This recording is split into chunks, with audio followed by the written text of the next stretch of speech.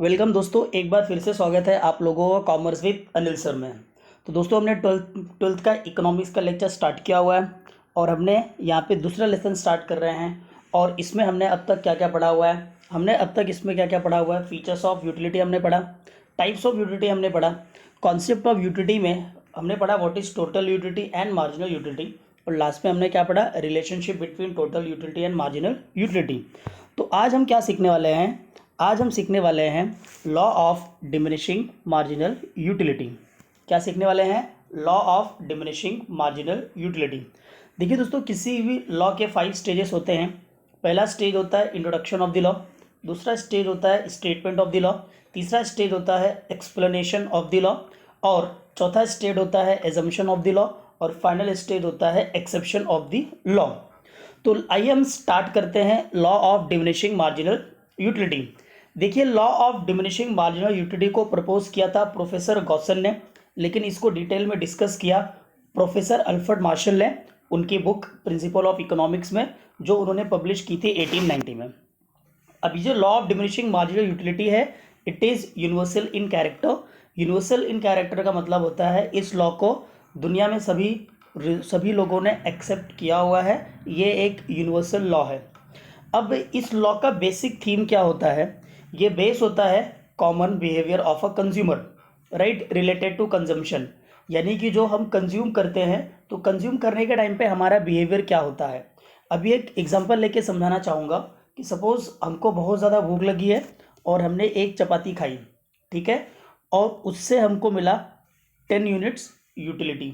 Suppose अब हमने second चपाती खाई, उससे मिला हमको 8 यूनिट मार्जिनल यूटिलिटी।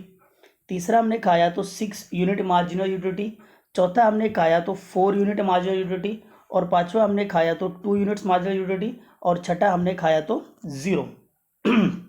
ऐसा क्यों होता है?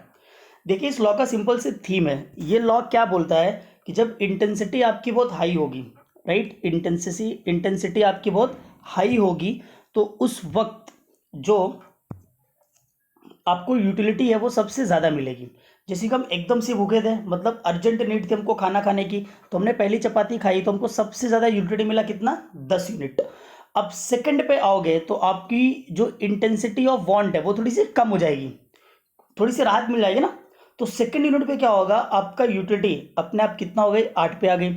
फिर आपने जब तीसरा यूनिट कंज्यूम किया तो क्या हुआ, उस वक्त आपकी इंटेंसिटी और घटी, और जब आपकी इंटेंसिटी घट गई तो आपकी यूटिलिटी भी क्या हो गई? घट गई। और चौथे यूनिट पे आपकी मार्जिनल यूटिलिटी हो जाती है 4, पांचवें चपाती पे हो जाती 2, छठे पे आप बोलते हो 9। छठा खाने के बाद आपका पेट कंप्लीटली फुल। तो इस लॉ का बेसिक थीम यही है, ये कॉमन बिहेवियर है कंजम्पशन करने का। और इस लॉ के अकॉर्डिंगली क्या बोला जाता है कि it is based on common behaviour of a consumer that utility derived diminishes. अभी आपने एग्जांपल में देखा, utility derived diminishes with the reduction in intensity of want. जैसे जैसे हमारी इंटेंसिटी घटती जाएगी, वैसे वैसे हमारा जो यूटिलिटी है वो भी डिमिनिश होता चला जाएगा, यानी कि कम होता चला जाता है। Is it clear? I hope ये पॉइंट आपको क्लियर रहेगा। तो चलिए एक बार हम इसको रीड कर लेते हैं। हमने क्या सीखा कि this law was first propose by professor Gaussian, but were discussed in detail by Professor Alfred Marshall in his book Principle of Economics, published in 1890. And the law of diminishing marginal utility, universal in character, and it is based on common behavior that utility derived diminish with the reduction in intensity of want. ये मैंने आपको example में समझा ही दिया, इसका मतलब क्या होता है। आई होप आपको ये थीम क्लियर हुआ रहेगा। तो ये था हमारा introduction of the law, right, sorry, introduction of the law.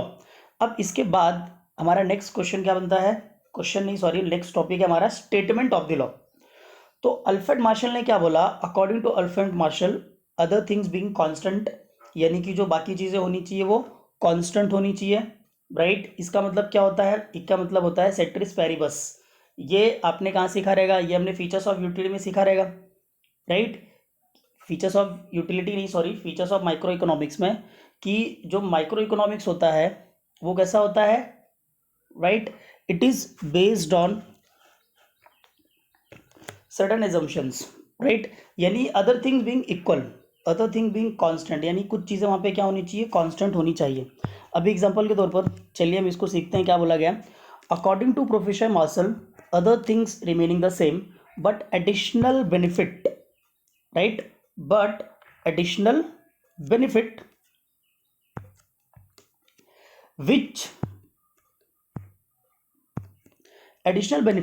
which person derived from a given increase of stock of a thing diminish with the every increased stock that he already has। इसका मतलब simple सा मतलब होता है additional benefit. मैंने आपको सिखाया था MU, right, marginal utility. Marginal utility कब कम होती है, मार्जिनल यूटिलिटी क्या होती है, कम होती चली जाती है ना, हमने सीखा है जब जब हमारा स्टॉक बढ़ेगा। अब मार्जिनल यूटिलिटी कब होती है, जब आप एडिशनल कमोडिटी कंज्यूम करते हो या additional unit of commodity consume करते हो।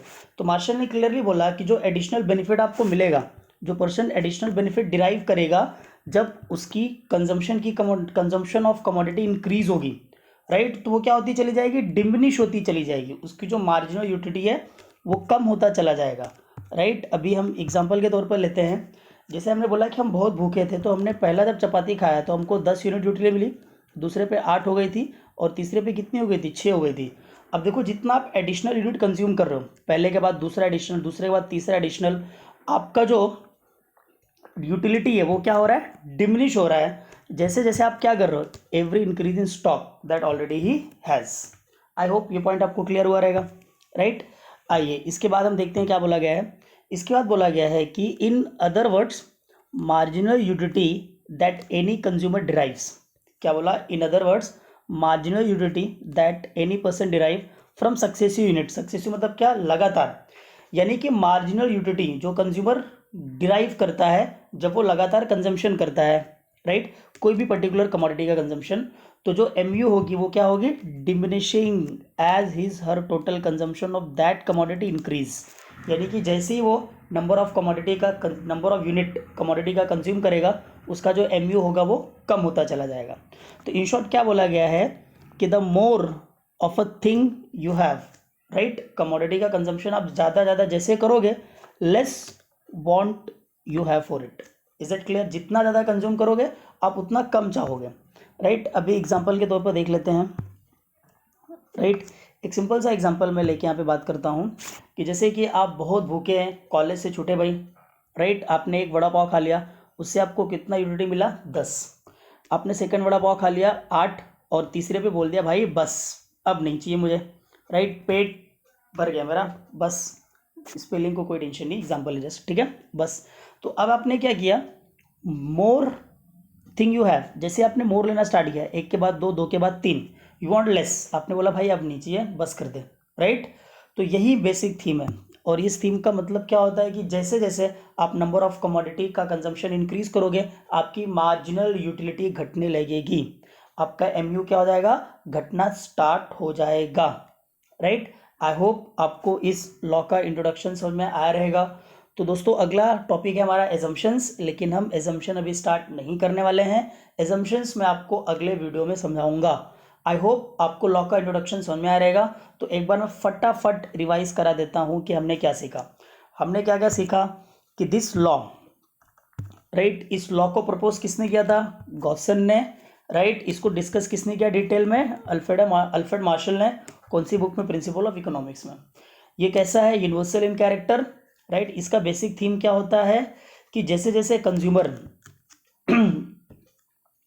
Consumer number of commodity increase करेगा, उसकी जो यूटिलिटी होगी वो डिमिनिश होती चली जाएगी। उसके पीछे का रीजन, क्योंकि इंटेंसिटी ऑफ वांट उसकी क्या हो जाएगी, घट जाएगी।